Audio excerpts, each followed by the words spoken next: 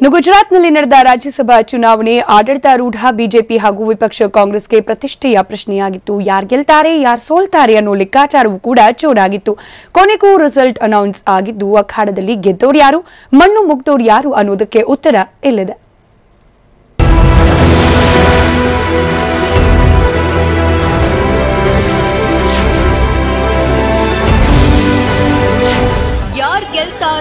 ಯಾರು ಗೆಲ್ತಾರೆ ಕಳೆದ ಒಂದು ವಾರದಿಂದ ಗುಜರಾತ್ ರಾಜ್ಯಸಭಾ ಚುನಾವಣೆಯ ವಿಚಾರವಾಗಿ ನಡೀತಿದ್ದ ಚರ್ಚೆ ಇದು.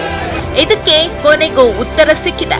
ಗುಜರಾತ್ನಲ್ಲಿ ರಾಜ್ಯಸಭೆಯ 3 ಸ್ಥಾನಕ್ಕಾಗಿ ನಡೆದ ಚುನಾವಣೆಯಲ್ಲಿ 2 ಸ್ಥಾನಗಳನ್ನ ಬಿಜೆಪಿ ಗೆದ್ರೆ ಪ್ರತಿಷ್ಠೆಯ ಮತ್ತೊಂದು ಸ್ಥಾನವನ್ನ ಕೈ ವಶಪಡಿಸಿಕೊಂಡಿದೆ. ಜಿದ್ದಾಜಿದ್ದಿನ ಫೈಟ್ನಲ್ಲಿ ಎಐಸಿಸಿ ಅಧ್ಯಕ್ಷೆ ಸೋನಿಯಾ ಗಾಂಧಿ, ರಾಜಕೀಯ ಕಾರ್ಯದರ್ಶಿ ಅಹ್ಮದ್ ಪಟೇಲ್ ರೋಚಕ ಗೆಲುವು ಸಾಧಿಸಿದ್ದಾರೆ.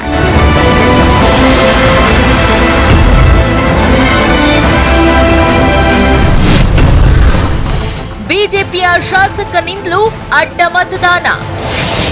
ಬಿಜೆಪಿ ಶಾಸಕ ನಳಿನ್ ಕೊಠಾಡಿಯಾ, ನಾನು ಅಡ್ಡ ಮತದಾನ ಮಾಡಿದ್ದೇನೆ, ಅಹ್ಮದ್ ಪಟೇಲ್ ಪರ ಮತ ಚಲಾಯಿಸಿದ್ದೇನೆ ಅಂತ ಸ್ಪಷ್ಟನೆ ನೀಡಿದ್ರು.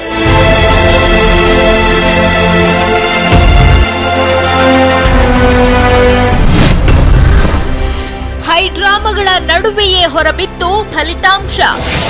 ಇಷ್ಟೆಲ್ಲ ಹೈಡ್ರಾಮಾ ನಡೀತಿರ್ಬೇಕಾದ್ರೆ ಸಾಕಷ್ಟು ಕುತೂಹಲ ಮೂಡಿಸಿದ್ದ 3ನೇ ಸ್ಥಾನವನ್ನ ಕಾಂಗ್ರೆಸ್ನ ಅಹ್ಮದ್ ಪಟೇಲ್ ಪಡೆದಿದ್ದಾರೆ ಅನ್ನೋ ಫಲಿತಾಂಶ ಹೊರಬಿತ್ತು. ಅಂದುಕೊಂಡಂತೆ 3 ಸ್ಥಾನಗಳ ಪೈಕಿ 2 ಸ್ಥಾನಗಳು ಬಿಜೆಪಿ ಪಾಲಾಗಿದ್ವು. ಕೇಂದ್ರ ಸಚಿವೆ ಸ್ಮೃತಿ ಇರಾನಿ ಹಾಗೂ ಬಿಜೆಪಿ ರಾಷ್ಟ್ರೀಯ ಅಧ್ಯಕ್ಷ ಅಮಿತ್ ಶಾ ಗೆದ್ದು ಬೀಗಿದ್ರು.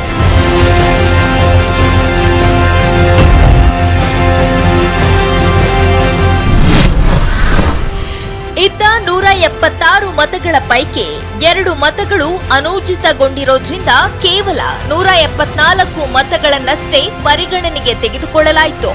ಈ ಪೈಕಿ ಕೇಂದ್ರ ಸಚಿವೆ ಸ್ಮೃತಿ ಇರಾನಿ ಹಾಗೂ ಬಿಜೆಪಿ ರಾಷ್ಟ್ರೀಯ ಅಧ್ಯಕ್ಷ ಅಮಿತ್ ಶಾ ತಲಾ 46 ಮತಗಳನ್ನ ಪಡೆದ್ರು.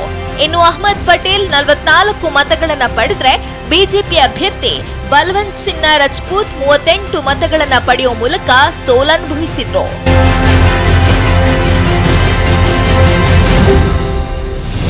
ರೋಚಕ ಗೆಲುವು ಸಾಧಿಸಿದ ಬಳಿಕ ಪ್ರತಿಕ್ರಿಯಿಸಿದ ಅಹ್ಮದ್ ಪಟೇಲ್, ರಾಜ್ಯಸಭೆ ಚುನಾವಣೆ ನನಗೆ ಪ್ರತಿಷ್ಠೆಯ ವಿಷಯವಾಗಿತ್ತು. ನನ್ನ ಮುಂದಿನ ಟಾರ್ಗೆಟ್ ವಿಧಾನಸಭೆ ಚುನಾವಣೆ ಅಂತ ಹೇಳಿದ್ರು.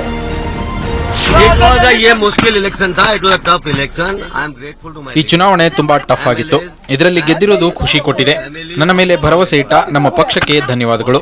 ಈ ಗೆಲುವು ನಮಗೆ ಮುಂದಿನ ವಿಧಾನಸಭೆ ಚುನಾವಣೆಯ ತಯಾರಿಗೆ ಸಹಕಾರಿಯಾಗಲಿದೆ. ಗುಜರಾತ್ ಸರ್ಕಾರದ ಬಗ್ಗೆ ಜನ ಅಸಮಾಧಾನಗೊಂಡಿದ್ದು, ನನ್ನ ಮುಂದಿನ ಟಾರ್ಗೆಟ್ ವಿಧಾನಸಭೆ ಚುನಾವಣೆ.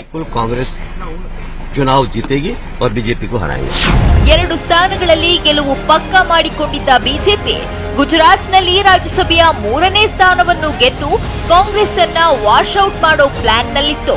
ಇದಕ್ಕಾಗಿ ಸಾಕಷ್ಟು ಸರ್ಕಸ್ ಕೂಡ ಮಾಡಿತ್ತು. ಆದ್ರೆ ಕಾಂಗ್ರೆಸ್ 3ನೇ ಸ್ಥಾನದಲ್ಲಿ ರೋಚಕ ಗೆಲುವು ಸಾಧಿಸುವ ಮೂಲಕ ಬಿಜೆಪಿಗೆ ಮಣ್ಣು ಮುಕ್ಕಿಸಿದೆ. ಶೀಘ್ರದಲ್ಲೇ ಗುಜರಾತ್ ವಿಧಾನಸಭೆಗೆ ಚುನಾವಣೆ ಕೂಡ ನಡೆಯಲಿದ್ದು, ಈ ಸೋಲು ಪ್ರಧಾನಿ ಮೋದಿ ಹಾಗೂ ಬಿಜೆಪಿ ರಾಷ್ಟ್ರೀಯ ಅಧ್ಯಕ್ಷ ಅಮಿತ್ ಶಾಗೂ ತೀವ್ರ ಮುಖಭಂಗ ಉಂಟು ಮಾಡಿದೆ. Bureau report, TV9.